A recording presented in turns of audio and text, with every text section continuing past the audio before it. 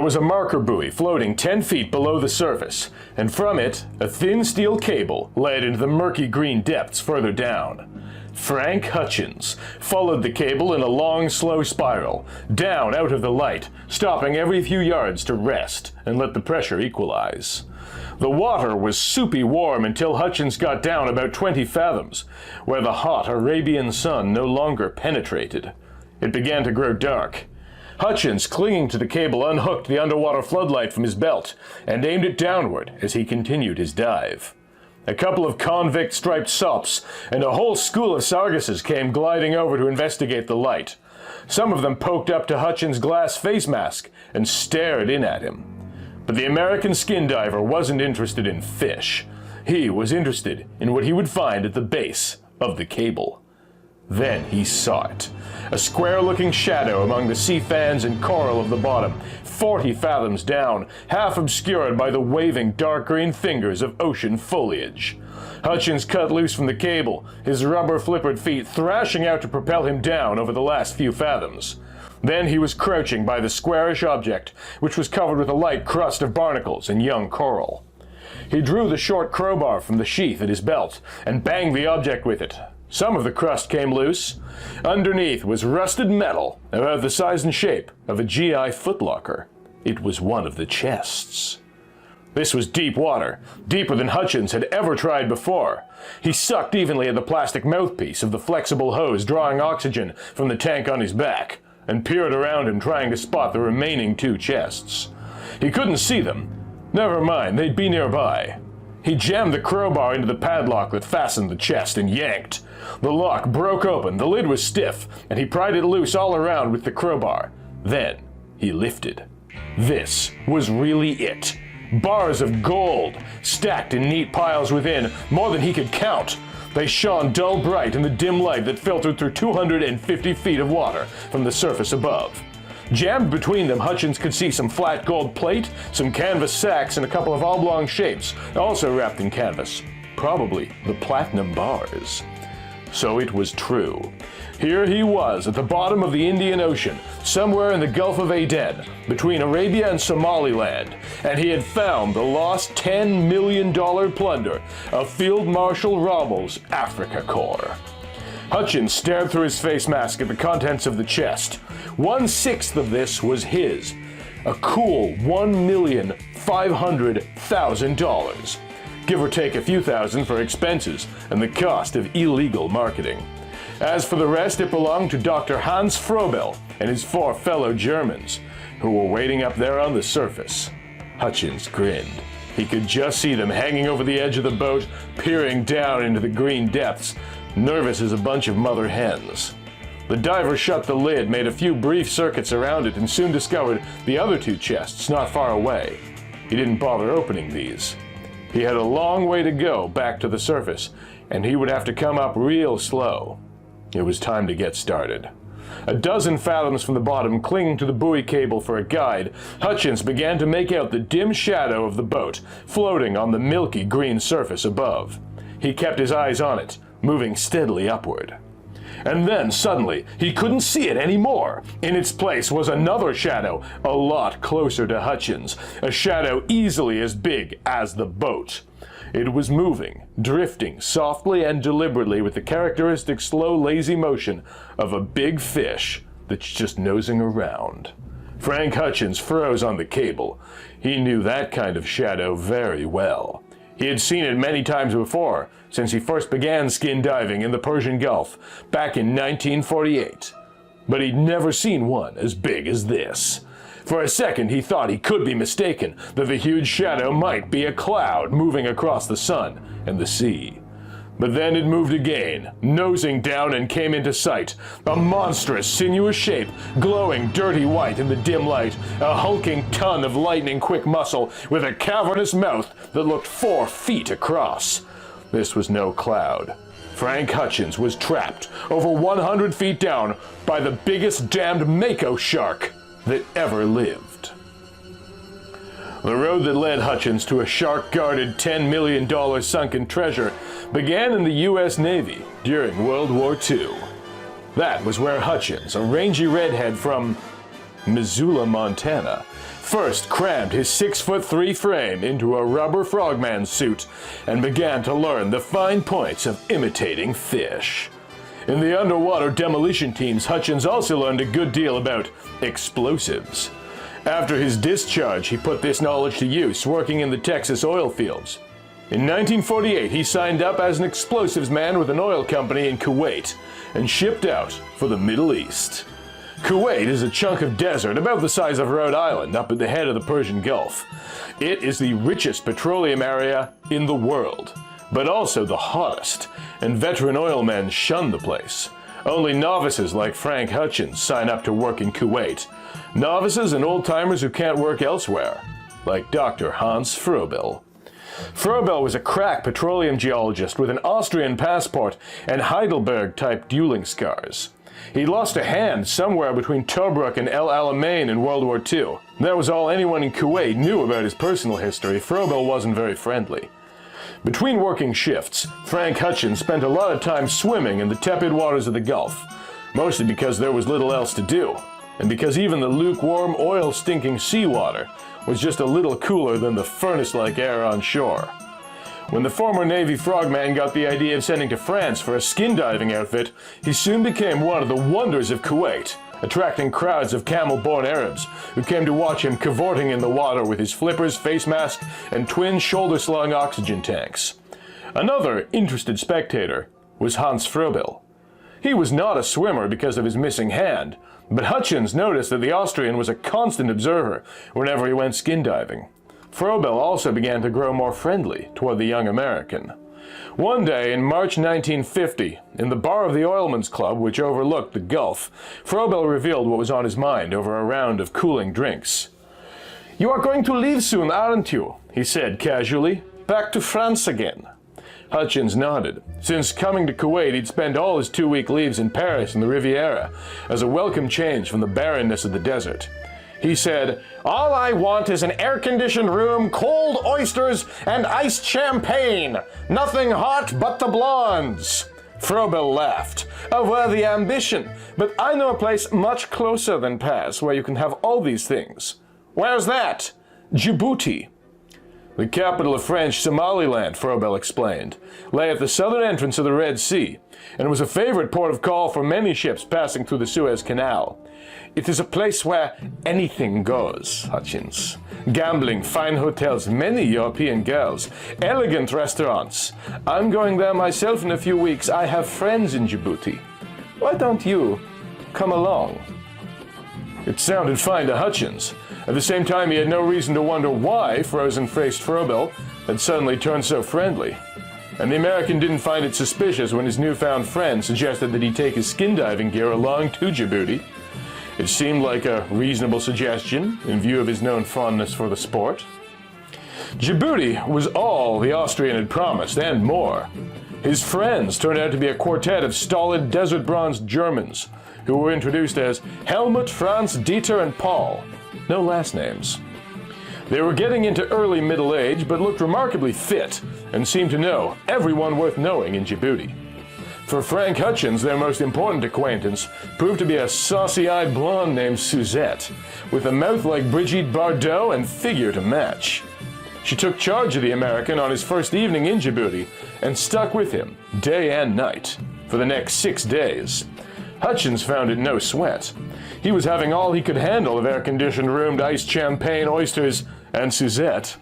Froebel's friends insisted he was their guest, but the American realized that the Krauts weren't that friendly. There had to be a gimmick, and he wondered when it would show. A week after they arrived in Djibouti, Hans Froebel came to the point. "How would you like to spend the rest of your life living like this?"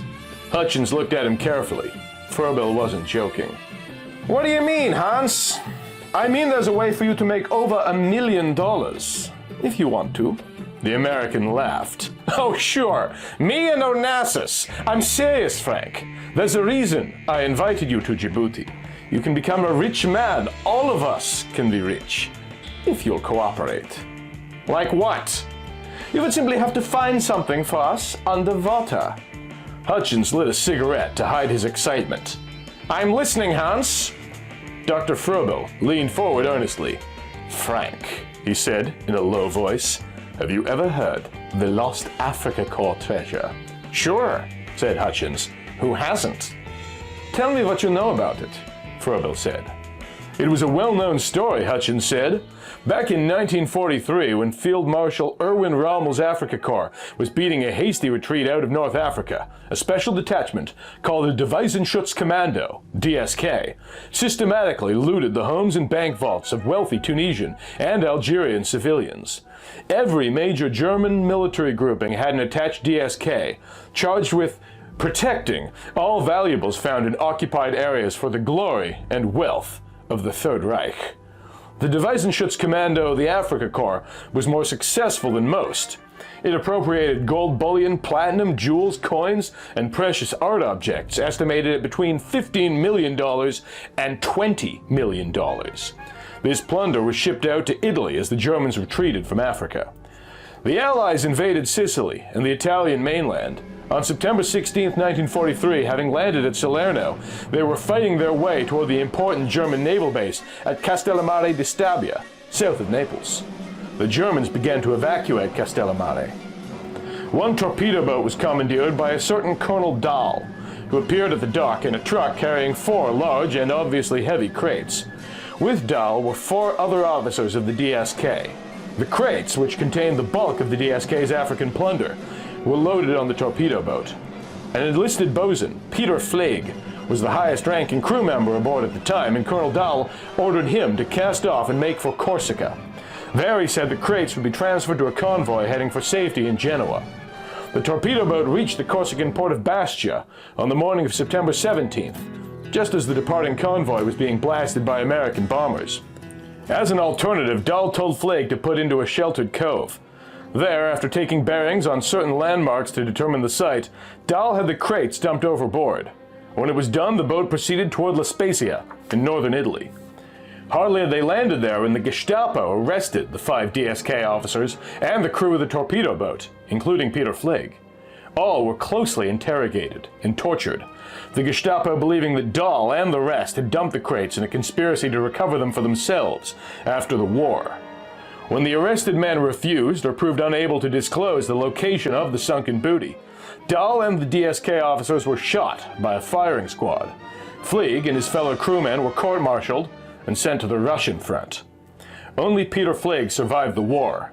He was arrested by the French, who had found official German records of the whole affair, and taken to Corsica, where he was ordered to help divers recover the treasure.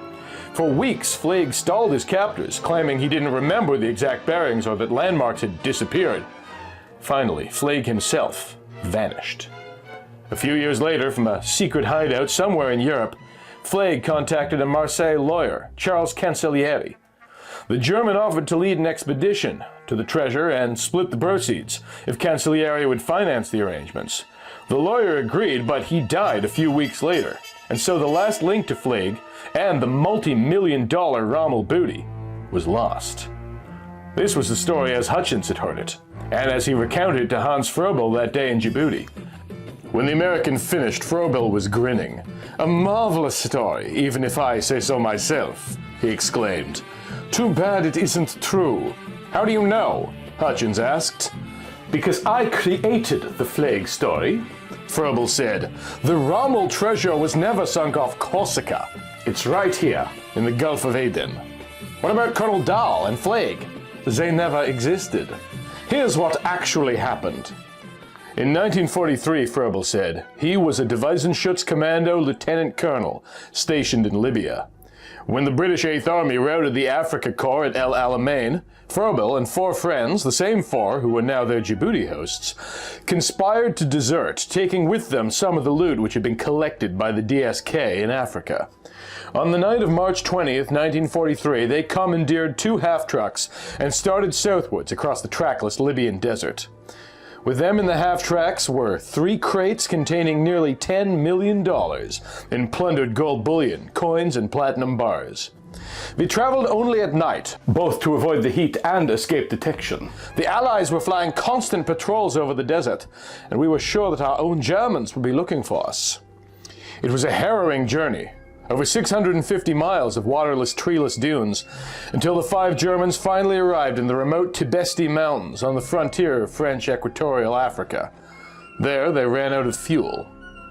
The Tibesti Mountains have long been a refuge for Arab slave traders and gun runners, and these outlaws welcomed the 5 Germans. There were no Allied forces for thousands of miles. In the safety of the impassable mountains, the millionaire deserters settled down to wait out the war. In 1947, posing as Swiss Red Cross workers, the German quintet started out again, traveling from the Tibesti nearly 1,600 miles to Asmara on the Red Sea. There, they chartered an Arab sailing dhow to take them down the coast to Portuguese Mozambique. Well, they hoped to sell the DSK loot without attracting attention. In the Gulf of Aden, just off the island of Abd el-Khoury, the dhow's Arab lookout sighted a British patrol boat heading toward them. These were slave-running waters, and the British were certain to stop and search any suspicious vessel.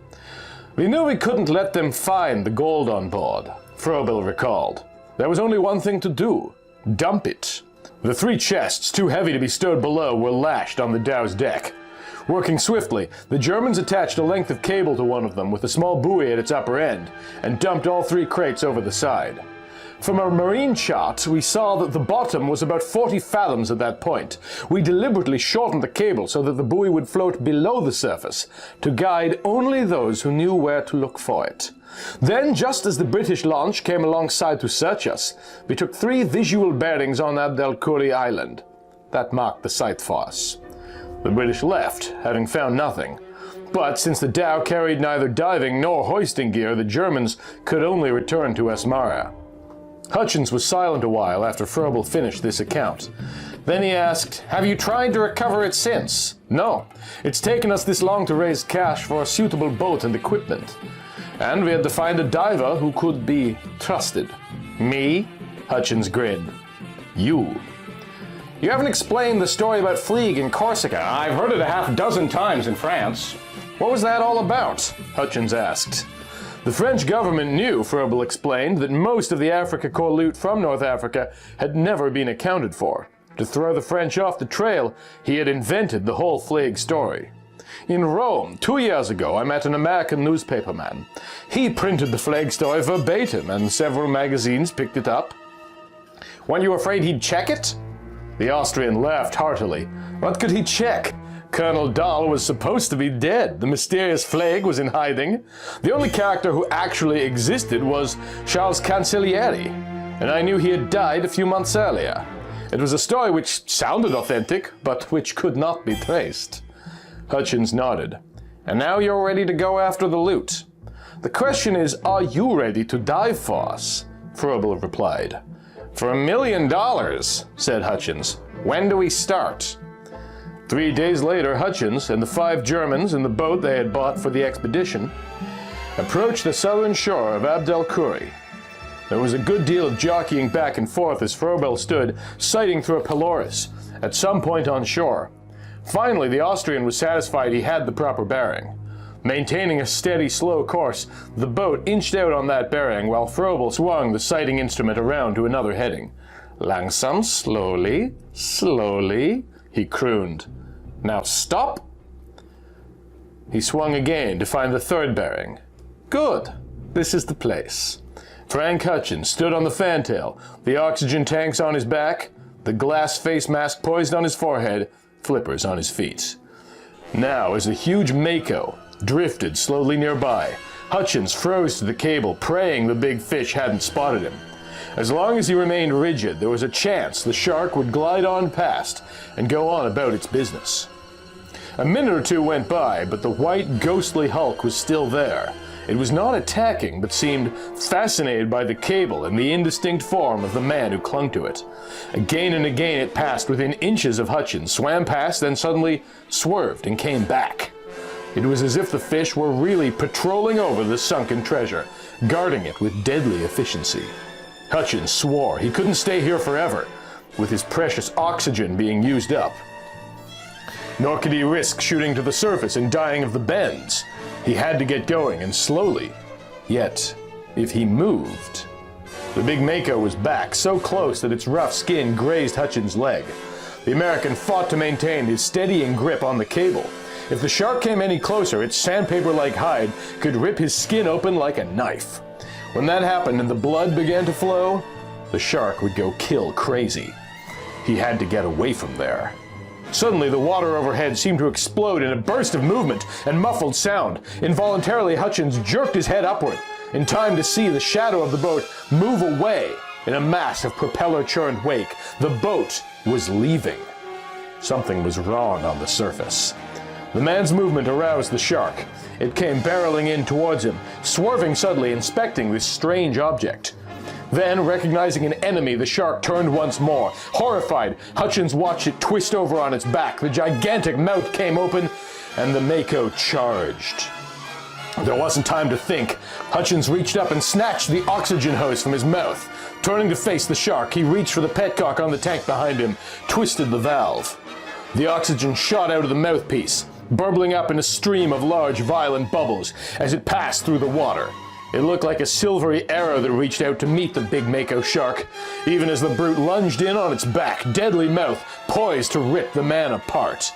It was fantastic. The shark seemed to break in mid-lunge as it saw the bubbling oxygen stream. It twisted violently and turned in its own length, the huge body flailing in a paroxysm. Then it turned tail and fled, disappearing in the murk. Hutchins could hardly believe it. He thrust the mouthpiece back between his lips, gulping the life-giving gas as he watched the shark retreat. It had been an impulse out of a half-remembered legend that sharks were afraid of bubbling water or violent movement. But it had worked. The Mako was gone. The American, fighting his anxiety over the disappearance of the boat, began his slow ascent up the cable. He forced himself to maintain a slow, steady pace. But Hutchins had no illusions.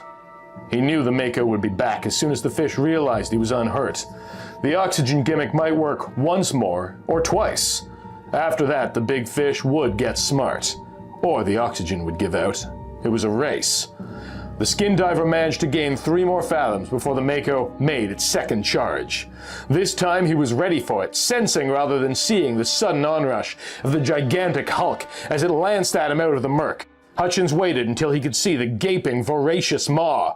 Then he again lashed out with his stream of oxygen.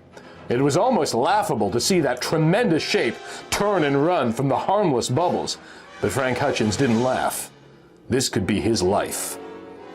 The Mako did not return again as Hutchins, increasing his pace, passed the buoy and broke through to the surface. He was alone. The boat was nowhere in sight, although, from the distance, he could hear the faint roar of diesel engines. What had scared them off? He didn't know, but he did know he couldn't hang around here waiting for the Germans to come back.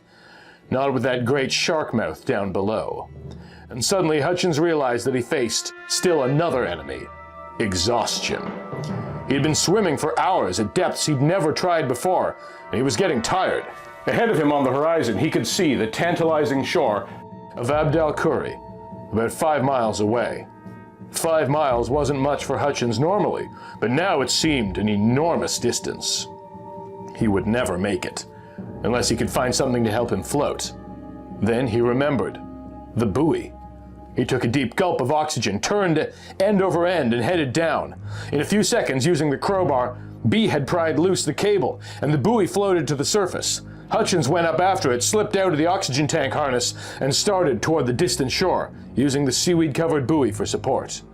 By nightfall, he could no longer move his legs, but clung limply to the buoy, dimly wondering why the shore seemed no closer. Afraid that he would lose the buoy if he lost consciousness, Hutchins forced his wrist through a ring on the metal bell. All through the night, he floated half-conscious, exhausted. He never knew when he blacked out entirely.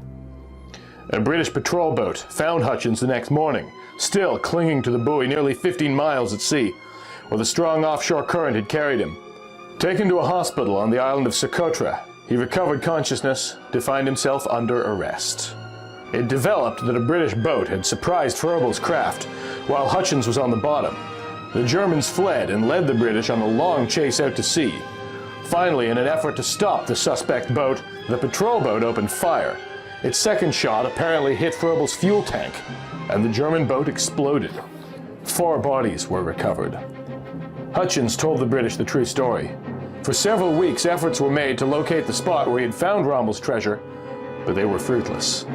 The American couldn't know on which landmarks Hans Froebel had taken his bearings, nor what those bearings were. Without that information, and without the marker buoy which Hutchins had cut loose to save his life, the hunt was useless. Frank Hutchins was released by the British and returned to Kuwait. A few years later, he moved down to Bahrain Island, later Bahrain, also in the Persian Gulf, where he was last reported working for an American oil firm. He's given up skin diving for safer sports, but the memory of the gigantic Mako shark that may yet guard the golden $10 million treasure of Field Marshal Rommel haunts him to this day. A happy Shark Week to all who celebrate, and as always, a huge thanks to all of my amazing Patreon supporters, particularly Zachary Snowden-Smith, Zanazira, Michael Fattori, and Break System BSE, for making this video possible. Thank you for watching, and thanks for being you.